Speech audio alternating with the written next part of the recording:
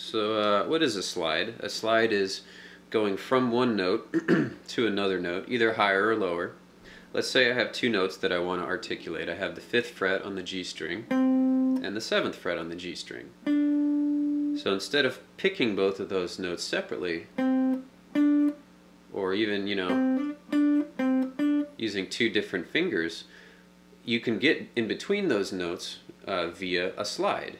So you can pick the first note, the 5, and then actually slide into the upper note in this case, and it has a different sound that's created as you slide from 5 to 7. So the way that you have to accomplish this, there's a couple of different types of slides, but the basic idea, and it works the other way, by the way, you could slide backwards as well, but it's easier to slide up, so we're going to do that.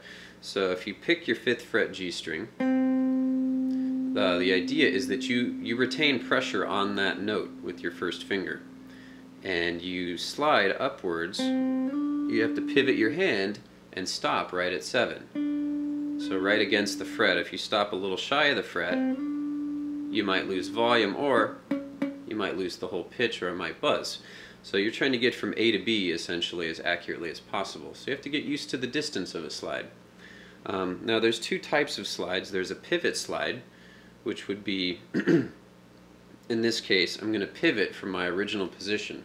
What I mean by that is that my thumb and my first finger are against the neck at the 5th position for the first note. And you can get to the 7th fret without moving the thumb.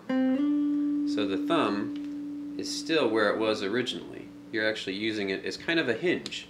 You're kind of pushing off with the thumb to get up to 7. I think in some respects it's a lot easier to do a pivot slide. Now the second type of slide would be a shift slide, which would be the same idea except that you're going to shift your entire hand from 5 to 7.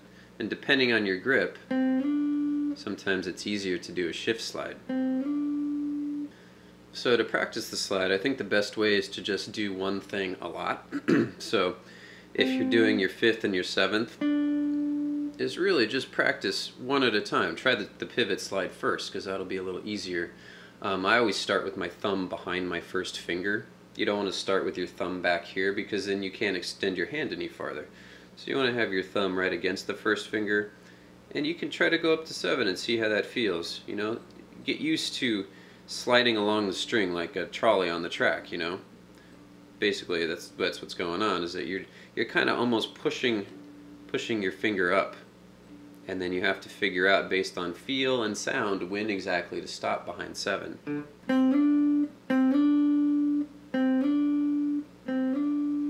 So you just want to isolate that and do it over and over. Shift slides are I don't know, arguably more fun in my opinion, but a little bit harder. I find it easier to grip differently. A lot of it just comes down to what feels controlled for you right now, because your style will change the more that you play. But that's the basic idea. So there's the pivot slide, pushing with the thumb, or you could even pull back or repeat the slide, kind of like up and back, in which case you're squeezing the entire time.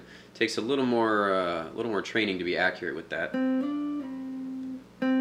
You can even slide 2 strings at once, much harder, sounds cooler though. In this case my finger is now flat, and I just chose the D string underneath at the 5th fret, so getting both those strings pivoting,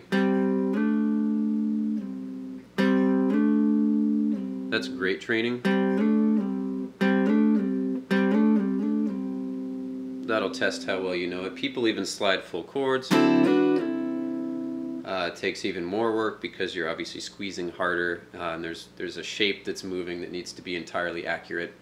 The embellishment, though, is very nice. It's very creative, very pleasing. So that's why slides are awesome.